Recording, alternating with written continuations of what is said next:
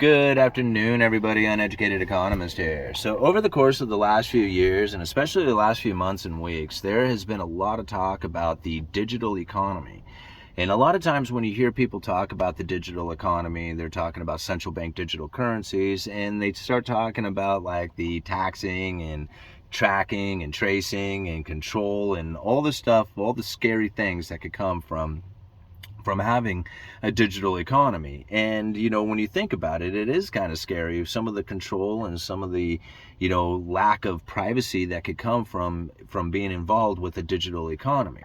Now, something that I found interesting today is when I was reading this Federal Reserve speech that was really dealing with talking about the Fair Housing Act, has a pretty decent section inside of it that talks about the digital economy and really talks about some of the scary things that could actually come from it. Of course, the way they word it, it doesn't really sound scary, but when you break it down, it is kind of scary, some of the stuff that they're referring to, or at least it's definitely concerning. I don't know if it's necessarily scary, But anyway, it goes like this. I'm going to read it here to you. The digital economy has produced alternative data sources, some of which can provide a window into the creditworthiness of an individual who does not have a standard credit history. New artificial intelligence techniques such as machine learning have the potential to leverage these data at scale and at low cost to expand credit to people who otherwise can't access it. While these technologies have enormous potential, they also carry risk of violating fair lending laws and perpetuating the very disparities that they have the potential to address. Use of machine learning or other artificial intelligence may perpetuate or even amplify bias or inaccuracies inherent in the data used to train the system or make inaccurate predictions if that data set is incomplete or non-representative. There are also risks that the data point used could be correlated with a protected class and lack a sufficient nexus to creditworthiness. For instance, digital redlining in marketing, the use of criteria to exclude majority-minority communities or minority applications is one risk, and it has already been the subject of several settlements, including one several years ago involving the NFHA and Facebook. Digital redlining may result if advertisers select their audience based on the characteristics that is correlated with protected characteristics.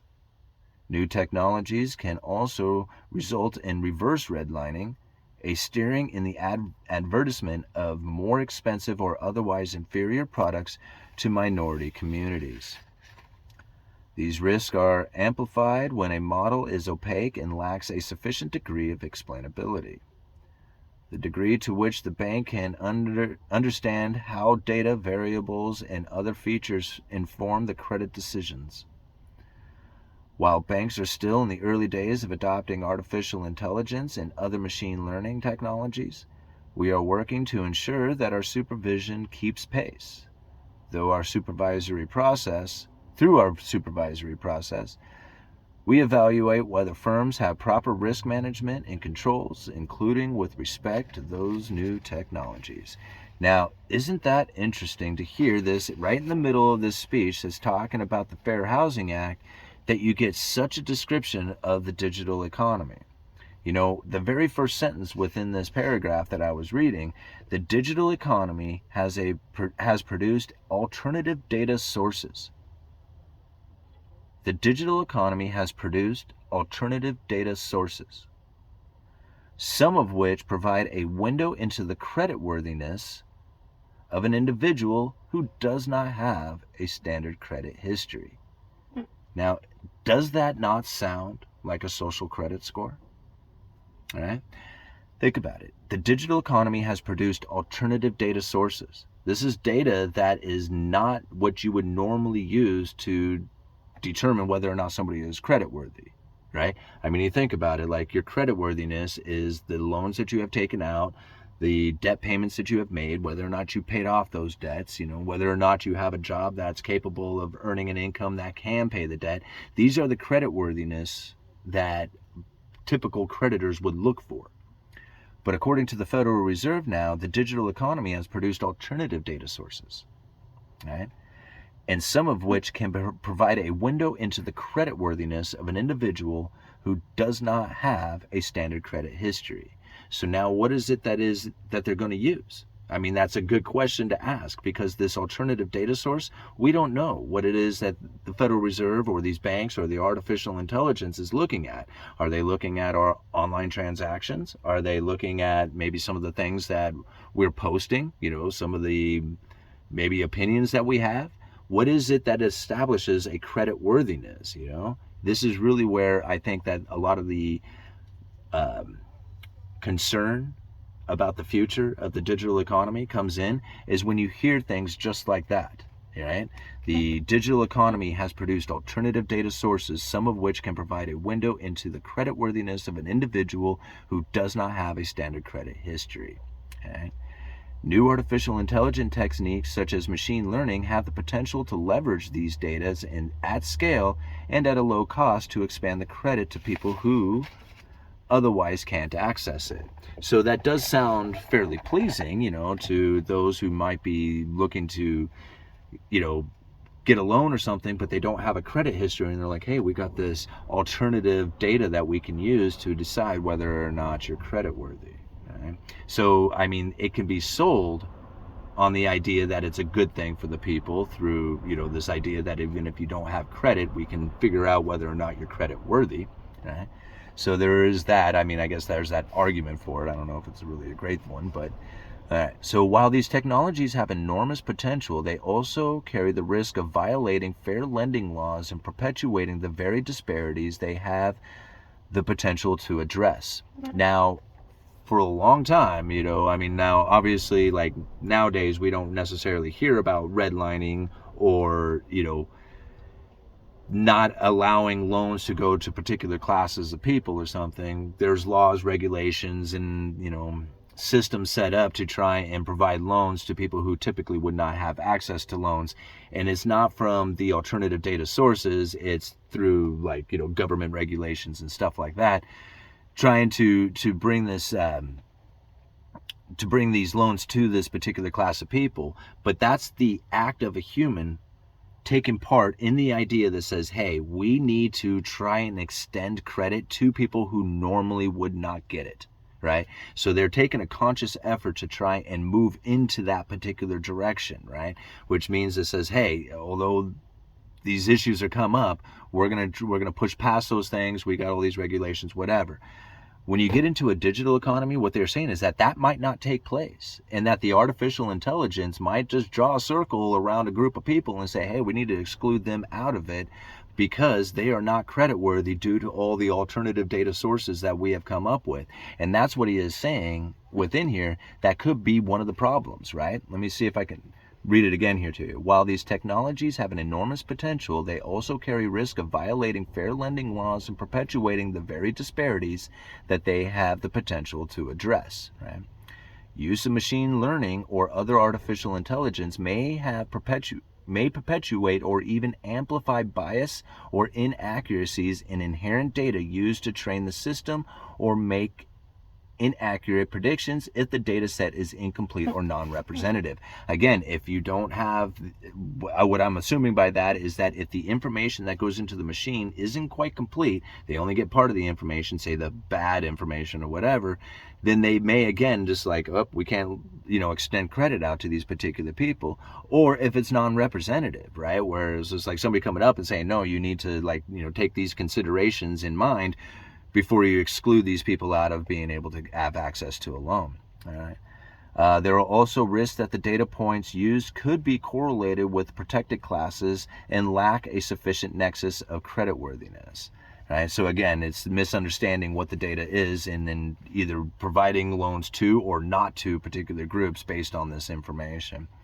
For instance, digital redlining in marketing, the use of criteria to exclude majority minority communities or minority applications is one risk, and it has already been the subject of several settlements. Now, this is something that I don't know if a lot of people are understanding. When I say redlining, there was a time that there would be like realtors or mortgage lenders or whatever, like within the real estate game, would draw circles around particular neighborhoods. And if you were African American, or you weren't allowed to buy outside of that area, or or particular neighborhoods you weren't allowed to buy into, right? And so they had this redlining taking place, which is completely illegal, right? You can't be doing that. And that's what they're saying is like trying to address that, is that this artificial intelligence might just go out there and start redlining just because of the data that goes into it, not realizing, or like the people who have set this system up not realizing that was going to be the consequences of using artificial intelligence to try and provide loans out there to people, or at least go through the creditworthiness application kind of style of things. But I think you kind of get where I'm going with that. Digital redlining may result in advertisers selecting their audience based on characteristics that is correlated with protected characteristics, right? So it's just like you can't be using this kind of like, I don't know how to say this. It's like, advertising to these particular groups of people because, it happens to be like stereotypical to it. I don't know if that's like the easiest way to explain it, but at least that's the way I'm kind of getting out of it. And then, knowing that you might be able to push more expensive, inferior products upon them with the artificial intelligence saying, hey, this is the type of group that buys these things, and then they start pushing those things out to them when it may not be necessarily like, I don't know how to put it, like, fair advertisement or something like that, kind of leading them into things that may not be the best opportunity for them when, there's other opportunities that they just don't even know about because the artificial intelligence won't even, push it in that direction. Does that kind of make sense? Anyway, that's kind of what I got out of it too.